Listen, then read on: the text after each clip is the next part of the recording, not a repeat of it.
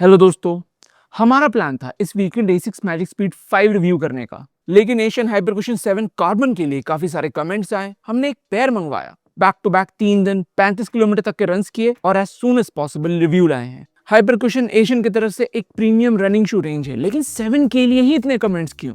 क्योंकि एशियन ने इसमें कार्बन प्लेट टेक्नोलॉजी डाला है। तो क्या इसमें सच में कार्बन प्लेट है? अगर आप चैनल में पहली बार आए हो तो बताना चाहेंगे कि ये एक रनिंग सेंट्रिक चैनल है और हम शूज एक्चुअली यूज करते हैं रिव्यू पब्लिश करने से पहले।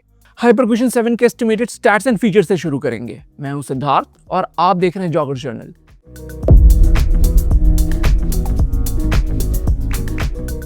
एशियन हाइपरकुशन 7 कार्बन का एस्टिमेटेड स्टार्ट हाइट है 36 मिलीमीटर हील पे, 28 मिलीमीटर 4 फुट पे और ड्रॉप है 8 मिलीमीटर। मेन साइज UK 9 में इसका वेट है 245 ग्राम्स और यह आता है 3999 का, पर हमेशा ही 2000 के अंदर दिखता है। लाइट वेट एरोफ्लो मैश का अपर है। मिड सोल में है बीडेड इंजीनियर TPU फोम, जिसके बीच में कार्बन प्लेट, और आउटसोल में है हार्ड वेयरिंग रबर। अब बारी आती है लाइक्स की और पहला होगा ETPU फोम। एशियन अपने प्रोडक्ट पेज में कहता है कि मिडसोल का ETPU energy boost technology high rebound देता है सुपीरियर कंफर्ट के साथ। मैं इस बात से बिल्कुल एग्री करता हूं। हाइपरकुशन 7 का मिडसोल सॉफ्ट होने के साथ साथ बाउंसी रेजिलिएंट है। आप फोम को अच्छा खासा कंप्रेस करते हो और ये एनर्जी रिटर्न भी सही देता है। दूसरा लाइक है लुक्स। वर्जन 1 बिलो एवरेज था, 3 और 6 में कंसिडरेबल इंप्रूवमेंट दिखे। 7 अभी तक का बेस्ट हाइपरकुशन है। प्रिंटिंग फ्लॉलेस नहीं है क्योंकि रैंडम पैचेस अभी भी दिखते हैं।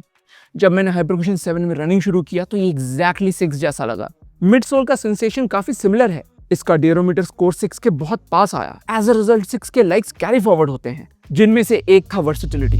हाइपरकुशन 7 भी अपने बैलेंस्ड कुशनिंग और बाउंस के कारण इनक्रेडिबली वर्सेटाइल है। शॉर्ट डिस्टेंस हो या लॉन्ग, ये सब कवर कर सकता है। प्लेट होने के कारण थोड़ा बहुत एक्स्ट्रा पुश भी मिलता है एक्स्ट्रा स्पीड पाने के लिए, लेकिन ये रेड टेप फ्लो प्लस के बराबर नहीं आएगा। वो ज्यादा एनर्जेटिक है। चौथा लाइक होगा मिडसोल का ज्योमेट्री।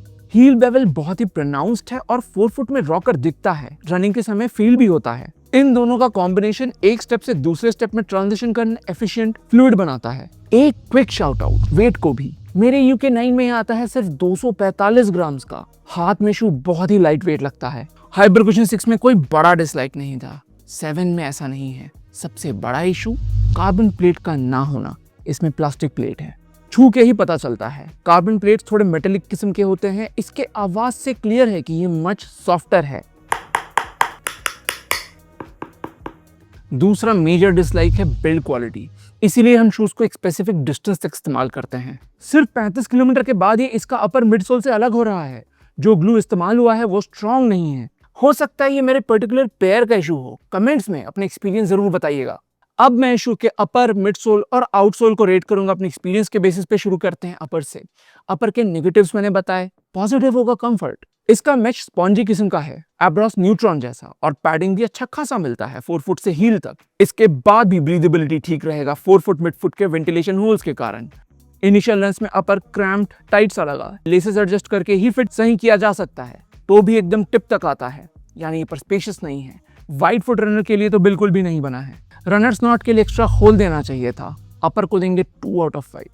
अब बात करते हैं मिडसोल की। तेज दौड़ते वक्त ETPU फोम एक्चुअली बाउंसी लग रहा था। जब मैंने 6 और 7 एक एक पैर में पहना, तभी जाके राइड में डिफरेंस समझ में आया। हाइपरकुशन 7 एवर सो स्लाइटली ज्यादा स्नैपी, ज्यादा रेस्पॉन्सिव है। प्लास्टिक प्लेट के एडिशन से बड़ा अंतर नहीं आया। जहां तक कुशनिंग की बात आती है, इसका मिडसोल सॉफ्ट है, प्रोटेक्टिव है, शॉक अब्सॉर्बिंग है। मिडसोल को देंगे 7.5 आउट ऑफ 10। आउटसोल का लॉन्जेविटी भी एक लाइक हो सकता था। एशियन ने अपने वेबसाइट पे आउटसोल के बारे में ज्यादा इंफॉर्मेशन नहीं दिया है, पर ये हाइपरकुशन 6 के hard wearing power trade rubber से सिमिलर है। आउटसोल लॉन्ग लास्टिंग होगा क्योंकि 35-40 किलोमीटर के बाद मिनिमल वेयर एंड टेयर है। ग्रिप भी सही रहेगा रोड और हार्ड ग्राउंड पे अग्रेसिव ट्रेड पैटर्न के कारण। आउटसोल को देंगे 3.5। तो टोटल स्कोर आता है 13 आउट ऑफ 20। हाइपरकुशन 7 के नेगेटिव है अपर का खुलना और एक्चुअल कार्बन प्लेट ना होना। अगर इसमें सच में कार्बन प्लेट होता तो राइड और अग्रेसिव और स्नैपी होता। अपर इश्यूज के कारण हाइपरकुशन 7 को रेकमेंड करना थोड़ा मुश्किल है। हाइपरकुशन 7 रेड टेप फ्लो प्लस के लेवल का बाउंसी नहीं है, जो पहला कंपेरेबल शू होगा।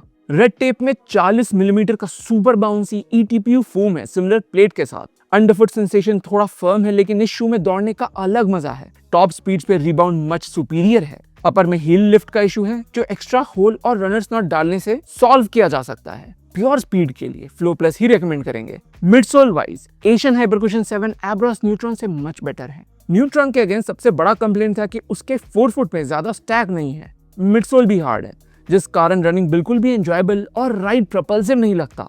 हाइपरकुशन में ये इश्यूज नहीं है। तो ये था मेरा रिव्यू एशियन हाइपरकुशन 7 का। अगर आप अभी भी वीडियो देख रहे हैं तो बहुत बहुत शुक्रिया। मिलते हैं अगले में। Thank you and good bye.